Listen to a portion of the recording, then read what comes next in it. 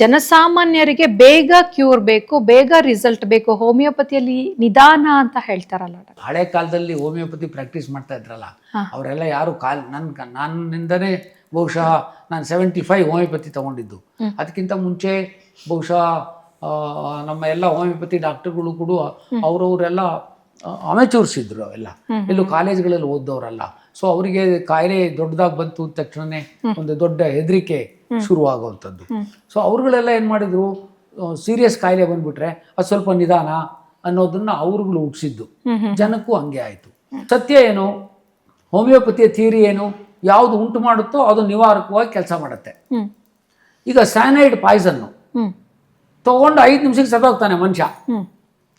ಸೈನೈಡಿಂದನೇ ಮಾಡಿದ ಮೆಡಿಸನ್ನ ಸೈನೈಡ್ ಪಾಯ್ಸನಿಂಗಿಗೆ ನಾವು ಕೊಡ್ತೀವಿ, 5 ನಿಮಿಷದಲ್ಲಿ ಎದ್ದು ಕೂತ್ಕೊಂತಾನ ಅವನು. ಭೂಪಾಲ್ನಲ್ಲಿ ಗ್ಯಾಸ್ ಟ್ರಾಜಿಡಿ ಆಯಿತು, ಹೈಡ್ರೋಸೈನಿಕ್ ಆ್ಯಸಿಡ್ ಅದನ್ನು ಕುಡಿದು ಎಷ್ಟೋ ಜನ ಸತ್ತೋದ್ರು.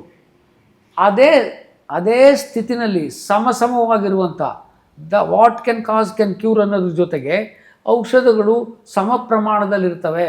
ಹೋಲುವ ಔಷಧಿಗಳನ್ನು ಕೊಡ್ತೀವಿ ಹೋಮಿಯೋಪತಿನಲ್ಲಿ. ಸೊ ನನ್ನ ಕ್ಲಿನಿಕ್ಕಿಗೆ ಯಾರೋ ಆಸ್ಮಾ ಒಬ್ಬಳು ಬರೋಳು, ಈಗ ಒಂದು 25 ವರ್ಷಕ್ಕೆ ಮುಂಚೆ ಅದೇ ಟೈಮಲ್ಲಿ ಬರೋಳು. ಅವಳು ಹಿಂಗೆ ಆಸ್ಮಾ ಬಂದು ಬಂದು ಬಂದು ಬಂದು ಹಿಂಗೋಗಿ ಧಡಕ್ ಅಂತ ಬಿದ್ದವಳು. ಪಲ್ಸು BP ಏನೂ ಇರ್ತಾ ಇರಲಿಲ್ಲ. ಇದಕ್ಕಿಂತ ಎಮರ್ಜೆನ್ಸಿ ಇನ್ನೇನು ಬೇಕು ನಿಮಗೆ? ನಾನೇನು ಮಾಡಿದೆ, ನಮ್ಮ ಮೆಡಿಸನ್ಸು ಯಾವುದಾದ್ರೂ ಆರೋಗ್ಯವಂತ ವ್ಯಕ್ತಿ ಮೇಲೆ ಇಂಥದ್ದನ್ನು ಉಂಟು ಮಾಡಿದ್ಯಾ